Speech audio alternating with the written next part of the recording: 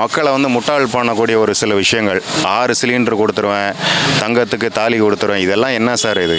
அப்போ இது இருக்கிற எத்தனையோ கோடி மக்கள் இருக்கிறாங்க, இதெல்லாம் மக்களை வந்து சும்மா ஒரு முட்டாளாக்கக்கூடிய ஒரு விஷயங்கள். 6 சிலிண்டர் செயல்படுத்த முடியுமா இப்போ? முடியாது சார். எப்படி சார் முடியும்? நீங்கள் சொல்லுங்கள். 6 சிலிண்டர் ஃப்ரீன்றாங்க, தாய் மாமன் திட்டன்றாங்க. இப்போ தங்க விலை என்ன ரேட் ஆகுது? சும்மா சார் மக்களை ஏமாத்துறதுக்கான ஒரு விஷயங்கள் வந்து பண்ணிக்கிட்டு இருக்காங்க. அதையும் கேட்டு போயிட்டுருக்கணும். என்ன நிம்மதியாக சாப்பிட்றோம், நிம்மதியாக தூங்குகிறோம், அந்த ஒரு விஷயத்தை வேண்டி பெருமைப்பட்டுக்க வேண்டியதான். சும்மா காலைல எழுந்த உடனே ஏதோ தங்கத்துக்கு தாலி தரேன், 6 சிலிண்டர் தரேன், இன்னொருத்தவங்க வருவாங்க 12 சிலிண்டர் தரம்பாங்க. மக்கள் கேட்டுக்கிட்டு தான் இருப்பாங்க. என்ன பண்ண முடியும் சொல்லுங்கள்? விஜய் வந்து வந்திருக்கிறாரு, அவர் என்ன பேசுகிறாருன்னு அவருக்கே தெரியல.